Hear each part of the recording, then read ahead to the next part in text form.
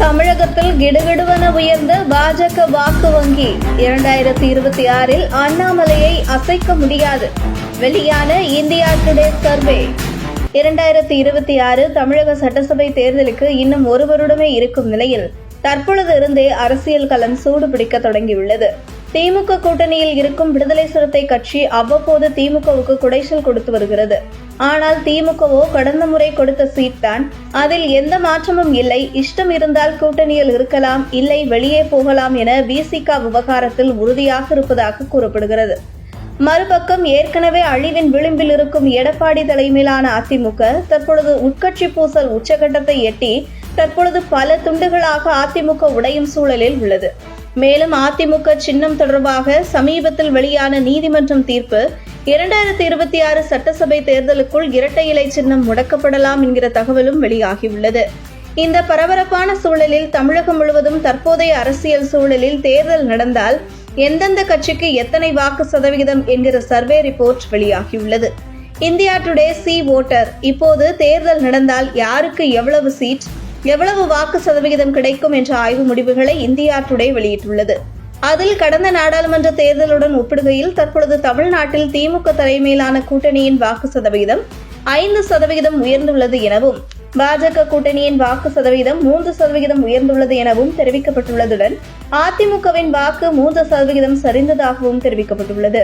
அதாவது கடந்த ஆண்டு நடைபெற்ற லோக்சபா தேர்தலில் தமிழ்நாட்டில் பாஜக தலைமையிலான என்டிஏ கூட்டணி 18% வாக்குகளை பெற்றிருந்தது.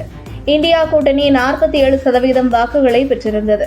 அதிமுக கூட்டணி 23% வாக்குகளை பெற்றிருந்தது. இந்த நிலையில் இப்போது இந்த தேர்தல் நடைபெற்றிருந்தால் தமிழ்நாட்டில் பாஜக தலைமையிலான என்டிஏ கூட்டணி 3% அதிகரித்து 21% வாக்குகளை பெறும். இந்தியா கூட்டணியின் வாக்கு சதவிகிதம் 5% உயர்ந்து 52% அதிகரித்திருக்கும். அதிமுக கூட்டணியின் வாக்குகள் 23% இருந்து 20% குறைந்திருக்கும் என இந்தியா டுடே ஆய்வில் தெரிவிக்கப்பட்டுள்ளது. இந்த நிலையில் இந்த சர்வே ரிப்போர்ட் அதிமுகவின் உட்கட்சி பூசல் கடந்த சில தினங்களாக நடைபெற்று வருவதற்கு முன்பு, குறிப்பாக இரட்டை இலை தொடர்பாக நீதிமன்ற தீர்ப்பு வருவதற்கு முன்பு எடுக்கப்பட்ட சர்வே ரிப்போர்ட் என கூறப்படுகிறது.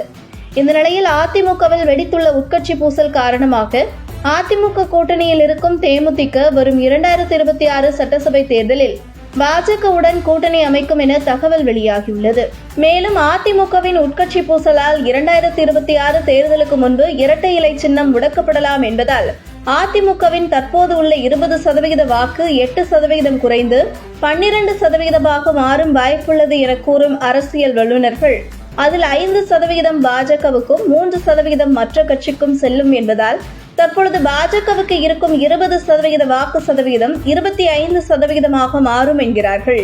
மேலும் தற்பொழுது விஜய் கட்சி ஆரம்ப கட்டத்தில் உள்ளதால் அடுத்தடுத்து விஜயின் அரசியல் நகர்வுகள் திமுகவுக்கு தான் மிகப்பெரிய பாதிப்பை ஏற்படுத்தி தற்பொழுது திமுக கூட்டணி கைவசம் இருக்கும் 52% வாக்குகளில் 12% குறையாமல் விஜய் பிரிக்க வாய்ப்பு உள்ளது.